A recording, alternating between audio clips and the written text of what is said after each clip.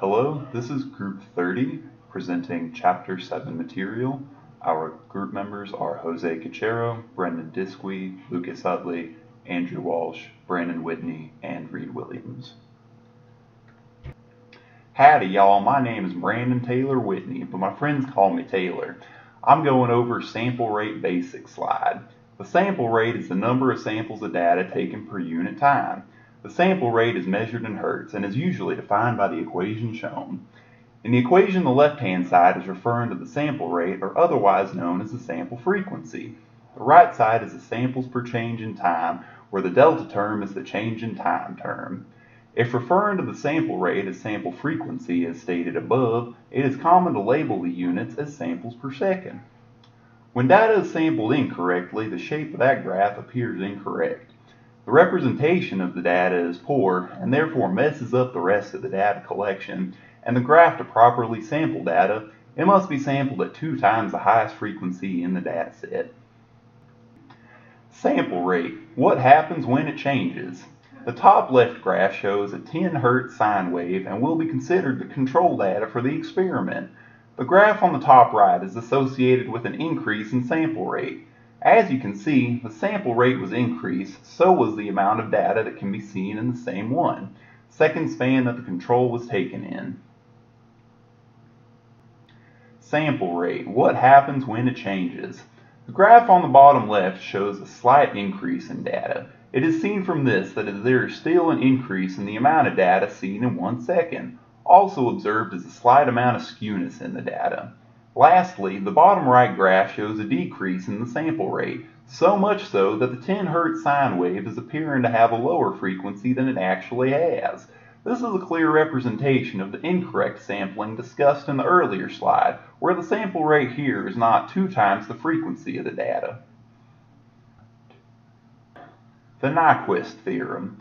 The Nyquist theorem, or the Nyquist frequency, is the maximum frequency that can be properly represented by the data until aliasing happens. The above equation represents the Nyquist frequency. The left side is the frequency term, and the right side is the half the sample rate. You'll notice it is also defined as 1 over 2 times the change in time. The theorem is more commonly known as the folding frequency, which is named because of the fact that any frequencies above half the sample rate is folded over and superimposed on top of the signal and is then represented as a lower frequency. Aliasing. Aliasing is the name associated with the phenomenon that high frequencies take on false identities when data is improperly sampled.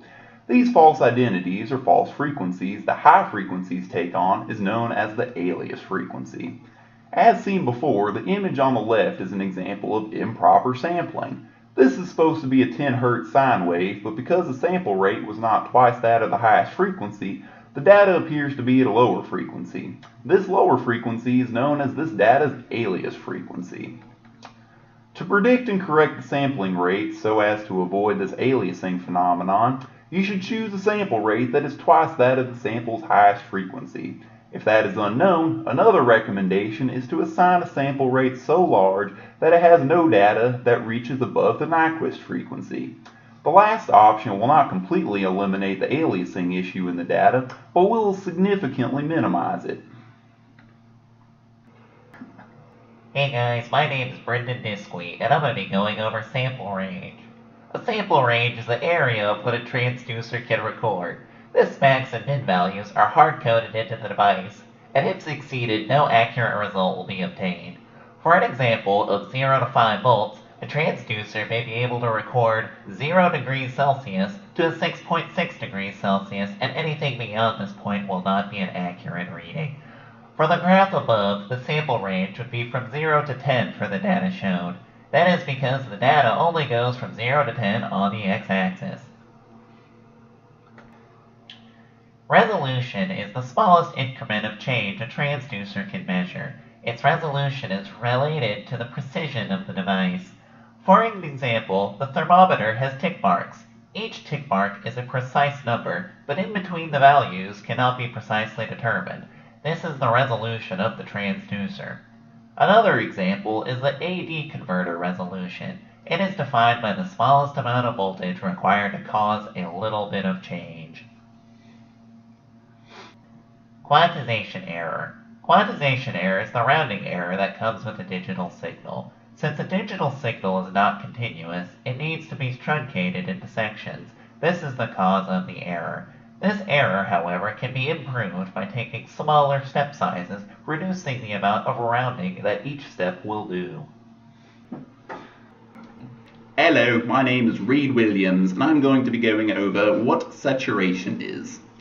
Saturation is the detected signal as it appears to be maxed out to a detectable magnitude.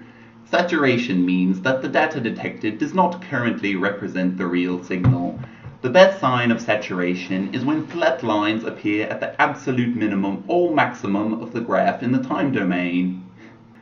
Saturation is caused when the magnitude of the input signal exceeds the detectable magnitude of the transducer or sensor. Differential and single-ended input.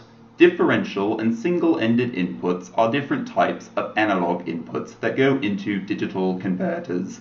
Both types have their advantages and should be carefully considered for certain types of data collection. Differential input. A differential input takes the difference between two voltage signals and digitizes the differences between them.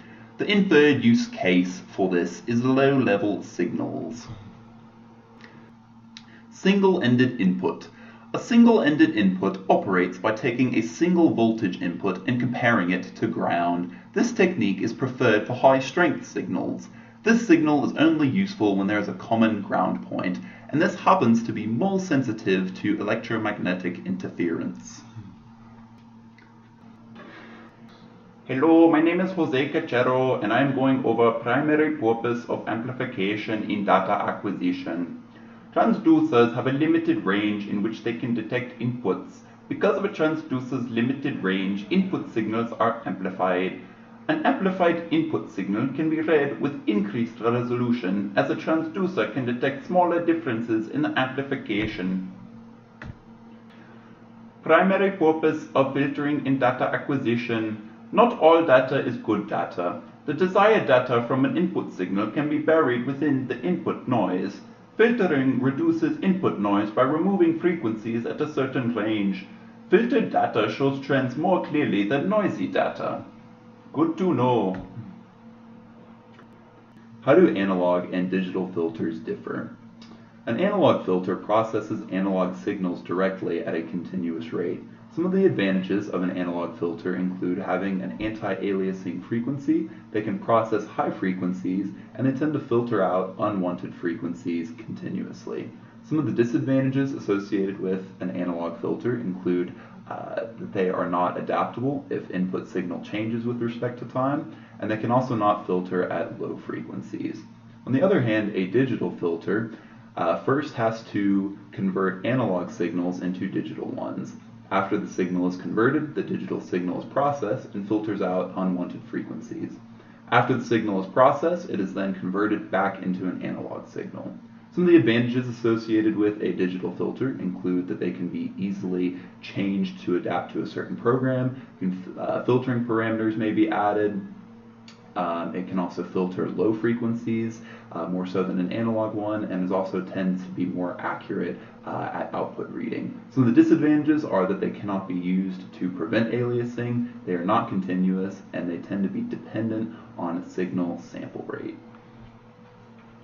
What is an offset null circuit, and why would it be used for data acquisition? An offset null circuit is a two-terminal balance adjustment to zero out the input. It is used in data acquisition to get the correct signal voltage for the data being collected. Theoretically, when input voltages are equal, the output voltage should read 0 volts. However, in reality, the voltage has to differ a small amount in order for the output to be 0. The offset null circuit applies a small change in resistance to one of the voltage pins until the output equals 0. Why are range, resolution, and sample rate the most important parameters of data acquisition? Sample rate determines the rate at which the sample is being measured at a given time. Resolution is measured from 0 to half of the sample rate and detects the component of the signal.